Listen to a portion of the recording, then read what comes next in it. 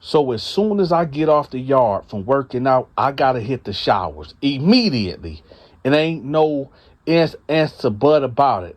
Dante is finna go to his cell, go get his soap, his towel, his shampoo, his shower shoes, and I'm about to go hit the shower and get cleaned up, right? So I go bam, boom, get to the shower, do my ones and twos, get out of there, right? Now, right after I take my shower, it's dinner time. And today they got a decent meal in there. They got cornbread and goulash, right? They say it's hamburger meat, but I ain't really too sure if it's hamburger meat inside of that goulash. But whatever meat that is, I don't even really care because it's really good. So anyway, I come up in there and I'm in line and I see a guy out of my peripherals. Now my table is like the fifth table towards the back, right? The neutron table. You got the Bloods table, the low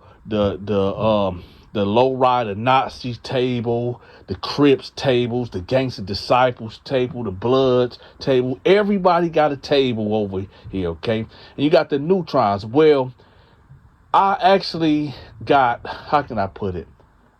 I have a neutron table, but this neutron table is for me and my crew because a lot of us wasn't affiliated at all. We wasn't gang members, but I did have a crew. So we had our own designated table, okay? And then there was a real neutron table that sat next to us, right?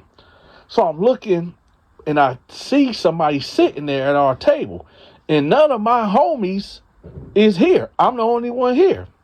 So nevertheless, I get up there, get my food or whatever, ask for an extra piece of cornbread or whatever. I get to going over there. And now I see there's a white boy sitting at my table. So I push up on him.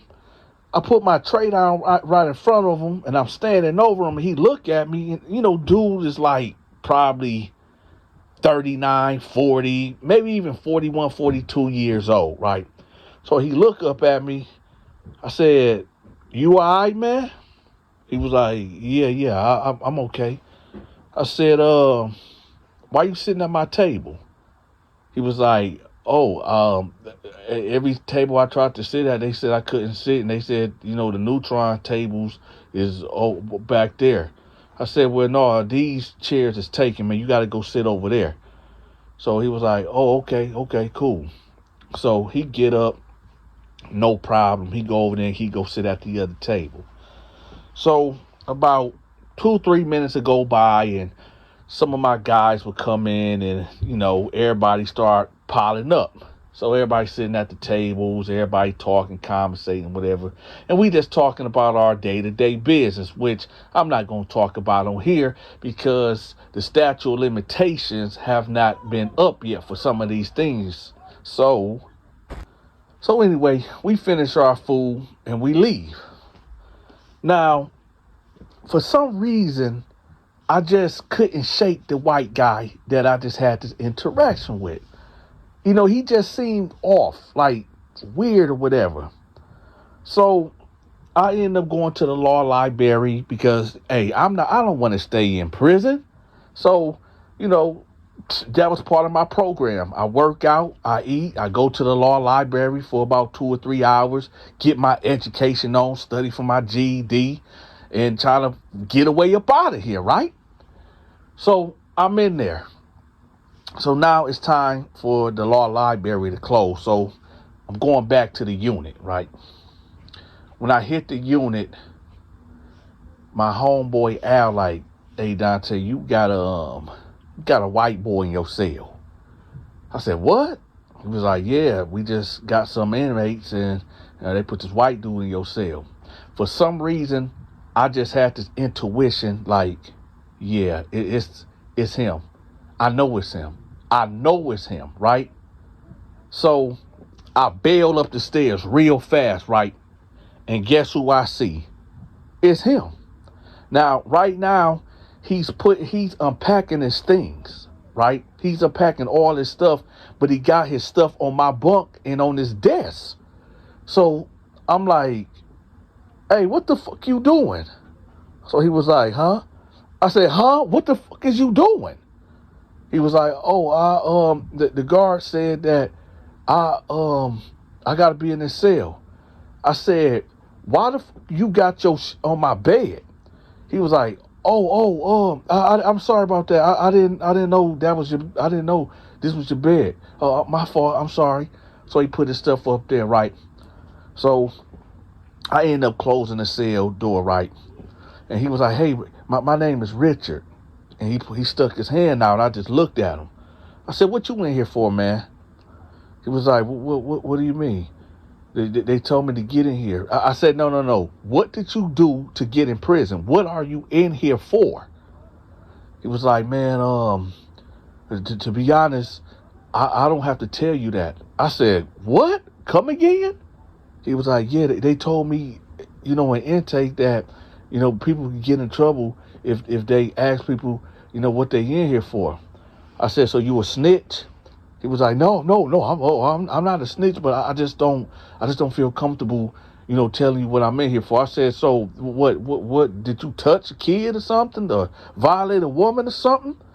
He was like, no, I just want to do my time. I just want to do my time. I said, listen, I don't know if you know who I am or not, but I'm Donta. You better ask about me around here. Now, what the fuck is you in here for? Because I can go get on that jack right now and find out who you are. So you better tell me right now who you are. Because if I find out that you in here for some funny business, I'm gonna kill you up in here. He was like, listen, man, I don't want no problems, but I'm not in here for no bad charges, man. I'm not. I said, listen, where your paperwork at? He was like, my lawyer got it. Now, typically, you can have your paperwork with you, but a lot of times, a lot of people keep their paperwork with their lawyers. But you can request to get your paperwork. So I said, okay, check this out, homeboy. I need that paperwork by the end of the week, right? Because it's Tuesday, y'all. I said, by the end of the week, I need that paperwork. So he was like, yeah, okay, yeah, cool, of course. I said, now listen, this is the rules of this cell. Hold on, y'all. I got to hit my ass man Hailer right quick. Okay, we back. Let me ask y'all a question in the comment section. Y'all know I got to do a poll every day, right?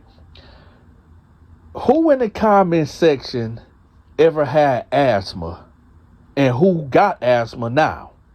Let me know in the comment section, and let me know, have you beat asthma, where you had it and now you don't got it? And if you got any remedies, natural remedies, let me know in the comment section, because Dante got asthma. So let's get back to the story, right? And oh yeah, make sure y'all hit that like button too, all right? Let's get back to the story. So now, the next day roll around. Nothing really eventful happened the rest of that day or whatever. He slept at the top. I broke down the cell rules for him or whatever. I let him know, like, hey, listen, when you use the bathroom up in here, y'all know, y'all been watching me for a long time, so y'all know my cell rules. But for the ones that's now tuning in, because I get like 100 to 500 new subscribers a day, y'all, some people never heard these cell rules. So this is my cell rules, okay? So pay attention. I told them, like, listen, when you use the bathroom, when you got to take a piss, you do it sitting down. And here's the reason why, y'all, because it wasn't that I was trying to punk him out or anything like that. No, it's because when you pee, how they had these toilet bowls or whatever, they had the sink also attached to it. So when you pee, it's like the backsplash hit the back of the commode and it comes out and it get all on the ground, on the seat, and sometimes it can get up there by the sink, right? So that's why I told him, you got to sit down, and just it is what it is. And I also told him, like, if we ain't on no lockdown where we can't get out the cells at all, and you got to take a number 2 or take a dump, you cannot use the bathroom in this cell at all. If you got to do a number 2, you got to get out this cell and go to the community bathroom, whatever, where the shower's at, because I'm not having that. I'm not having it. And I told him, like, hey, if you got to pass gas, get your ass up. If we locked up in here, get up, go to the cell, put your ass by the bars, up close up in the bars, and blow your wind, right? Because I'm not having it, right? And I just straight up told him, if you trying to bang one off or whatever, don't do that in this cell. Take your to the showers, right? And for those that don't know what banging one off is, if you don't know what that is, then I'm not going to explain what that is, right? Anyway, so I laid the law down to him. Ain't no eating in the cell. Don't touch none of my at all.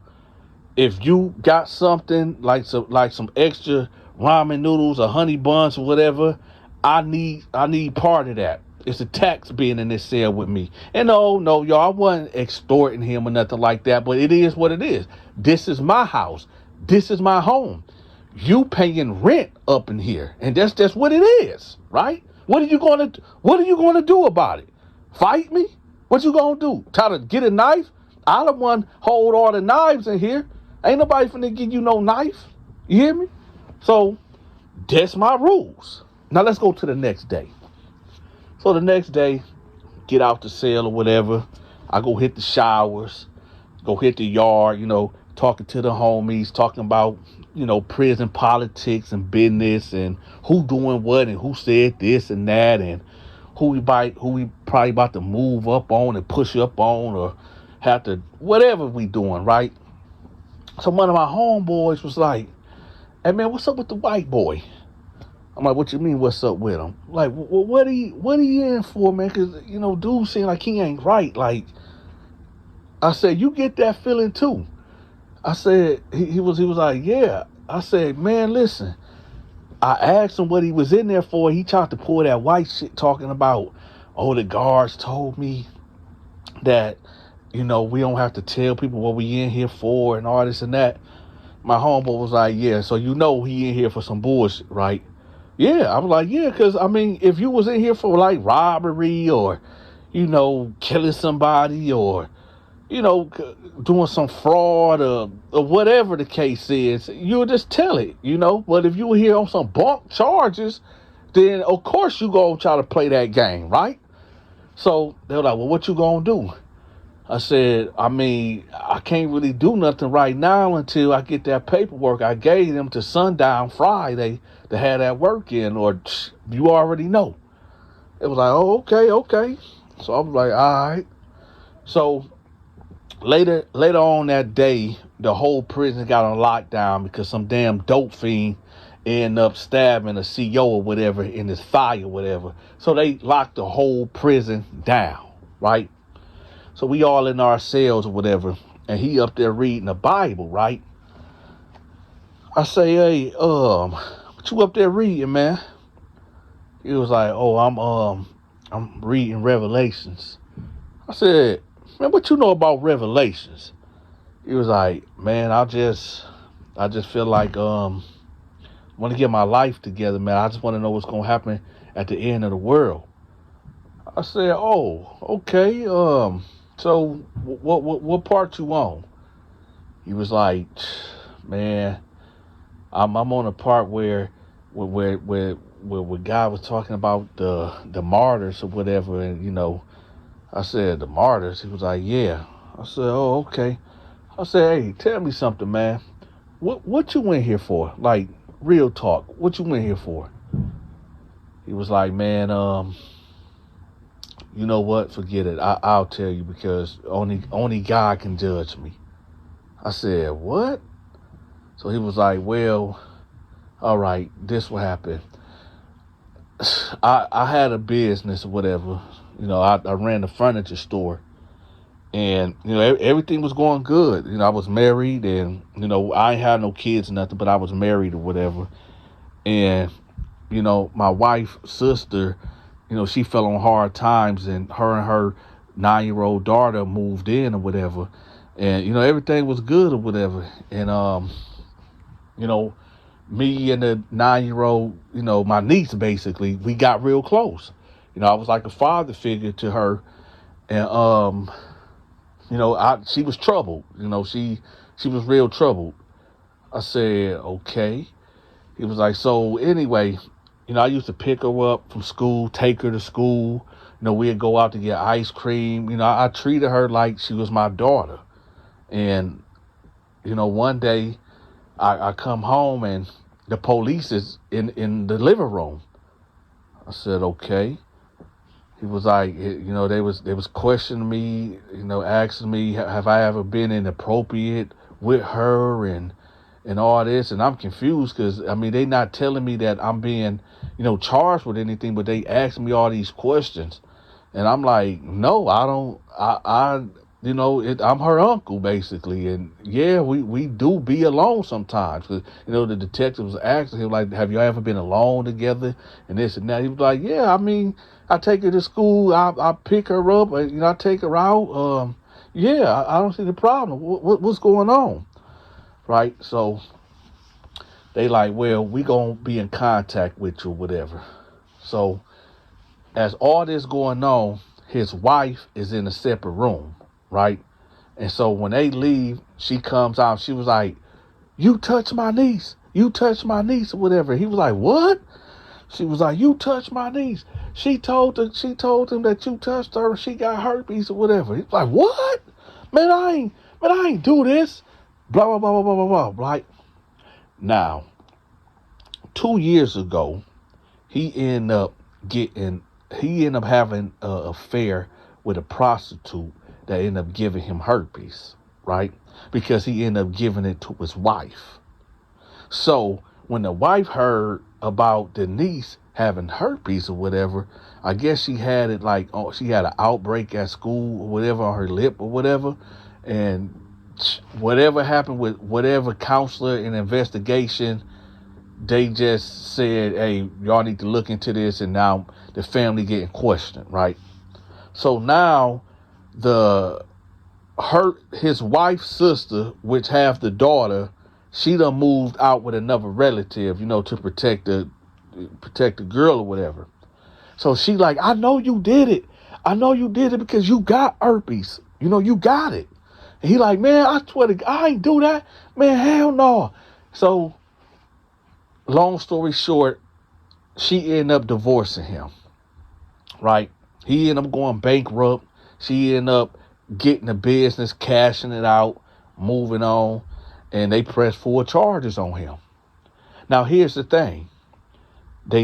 He's telling me they never did no, grape kit or none of that. And they made him, do a blood test or whatever, and they seen that he had herpes or whatever.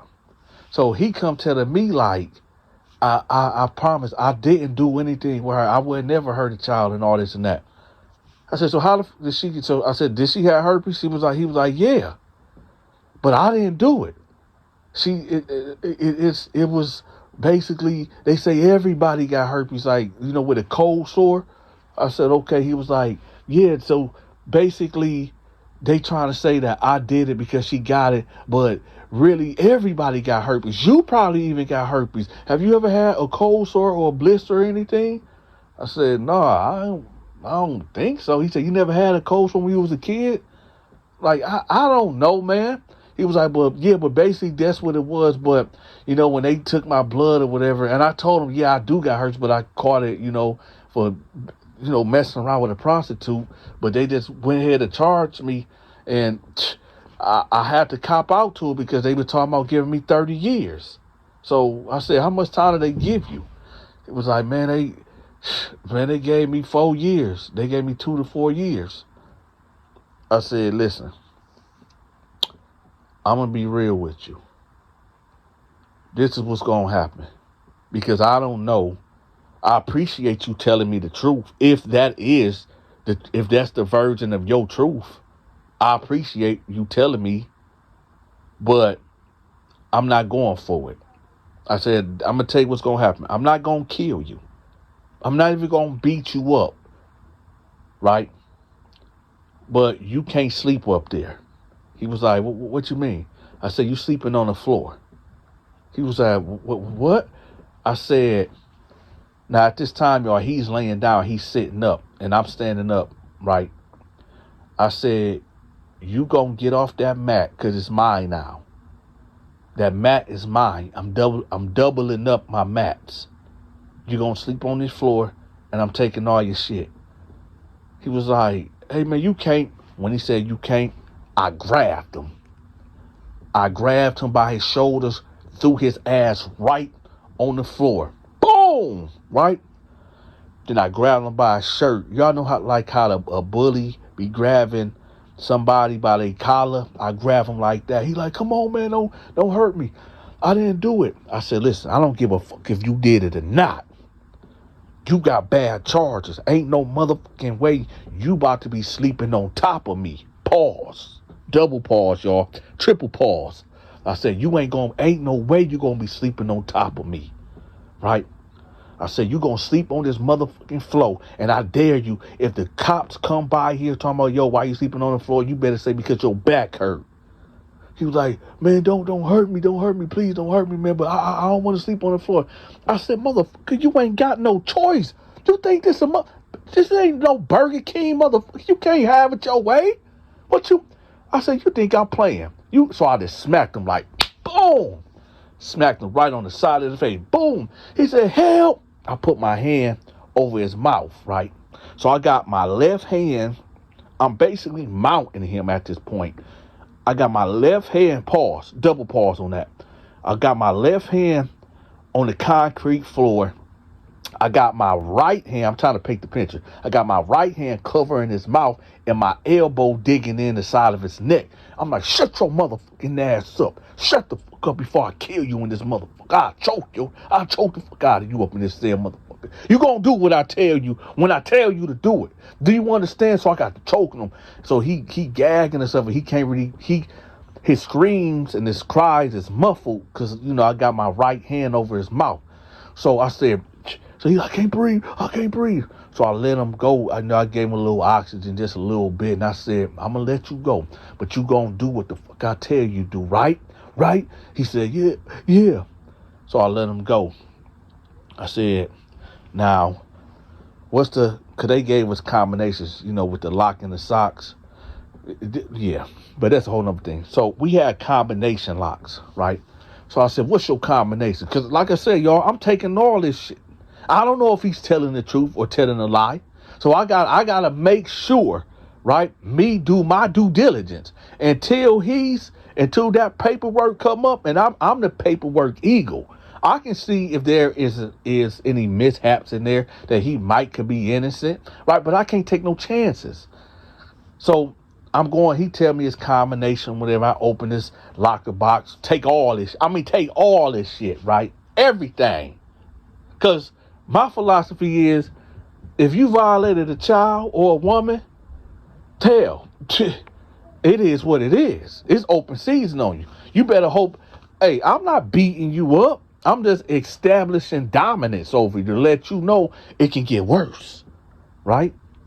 So I take all this shit, put it in my locker.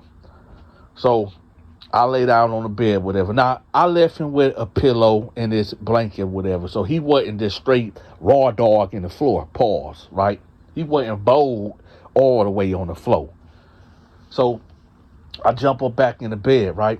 I said, listen, if you even think about telling the police, I guarantee you this gonna get way worse, right?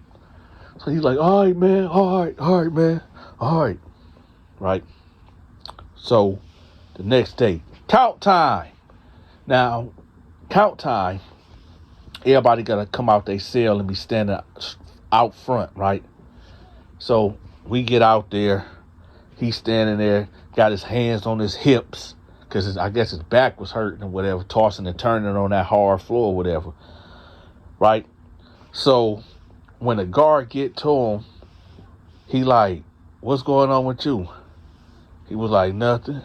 Now he had his head down. He was like, nothing. So the guard was like, you sure? He was like, yeah, I'm sure, right? So he keep walking, doing his count. So count over, go back in the cell, right? I said, listen, It's Friday. What your lawyer say about that paperwork? He was like, he said it's coming, it's coming. But if he can't get it today, it'll be here on Monday. So I said, okay. Then I grabbed him again, right? And I bulldogged him towards the toilet. I said, let me tell you, motherfucker, if that fucking paperwork don't show up today, you better not be in this cell at the rec time. That's all I'm going to say. And I let him go and I walked out, right? So I get with the homies a little later, whatever, and I'm letting them know what's going on. Like, hey, if he ain't got that paperwork, I gave him an ultimatum. Either he had at work or he got to roll out. And they're like, oh, okay, all right, well, they say, listen, it is what it is. I said, because if he don't roll out and he don't got that paperwork, we going to do him in. That's what it's going to be. They're like, all right, fuck it.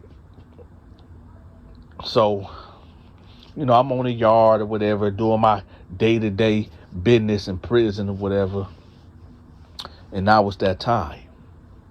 I just got done hitting the weight pile, pushing 320 on the weight bench. Donta was, back then I was 230, lean with the muscle, about 6 foot.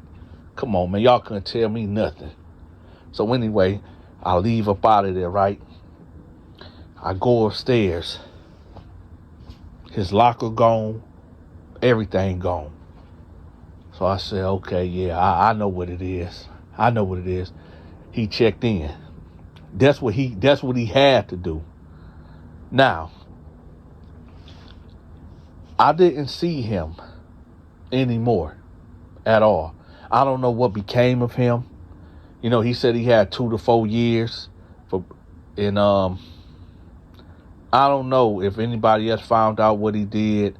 After that, I told my homeboys, like, yeah, he rolled it up or whatever, and that was it.